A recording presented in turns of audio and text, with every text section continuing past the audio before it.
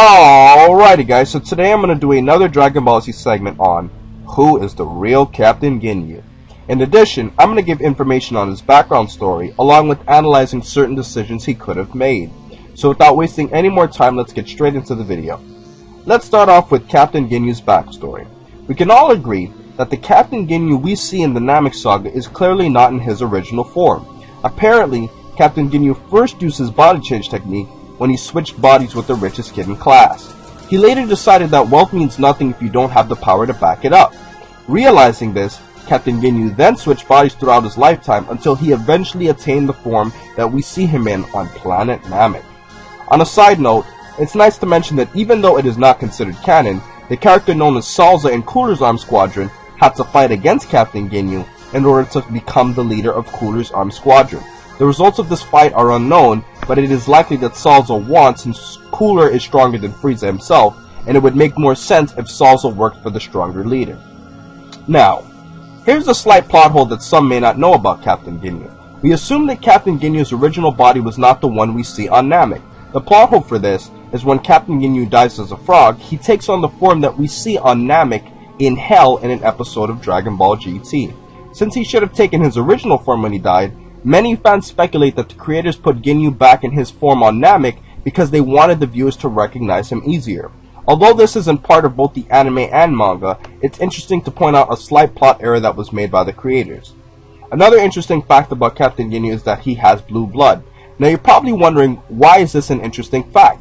But the term blue blood is used to describe someone of the royal class. Since Captain Ginyu is the captain of his team, it's interesting that the one who is the leader has blue blood. This was simply an interesting fact or a coincidence, as Toriyama or the Toei animation creators may not have even considered this when creating Captain Ginyu.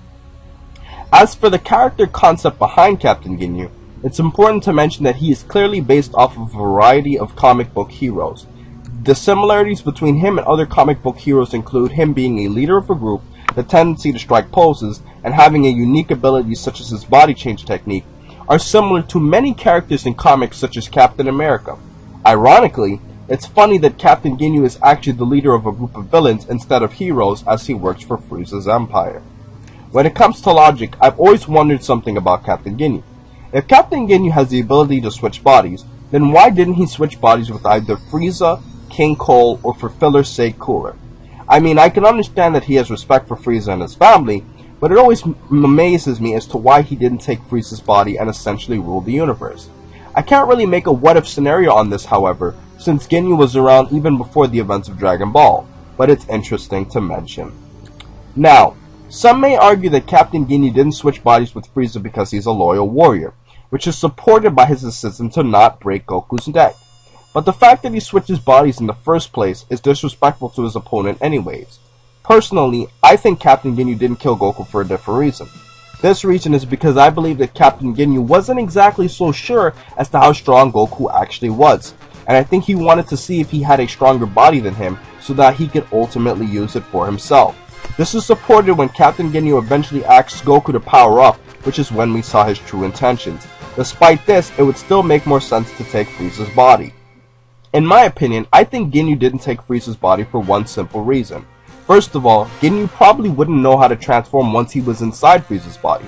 In addition, Frieza is probably aware of Ginyu's body change technique, and if he saw him attempting it, being faster and stronger, Frieza could easily avoid the technique and kill Ginyu. It wouldn't surprise me, however, if Ginyu at some point was attempting a revolt against Frieza alongside his Ginyu force. Personally, I think Guldo and Ginyu could overthrow Frieza by themselves, but that's just my fan speculation. As far as the fate of Captain Ginyu goes, he was seen a few times in the series again as a frog on Earth. In the anime, the last plot involved him switching bodies with Bulma in a filler episode. As for the life of Captain Ginyu on Earth, he was seen again on Earth as the King of Frogs in the Capsule Corporation. My last point to make about Ginyu is that I find it funny that the Great Saiyan Man may have based his silly poses on Ginyu and his gang, as he saw them perform the poses when he was a kid. It's funny when you think about the villains who are trying to hurt you, but may have inspired you in some weird way at all. So guys, that's been my video for today. I hope you learned a lot about the unique and illogical Captain Ginyu, who could have been a lot stronger than he actually was. Please remember to rate, comment, and subscribe, and remember to have a great day, guys.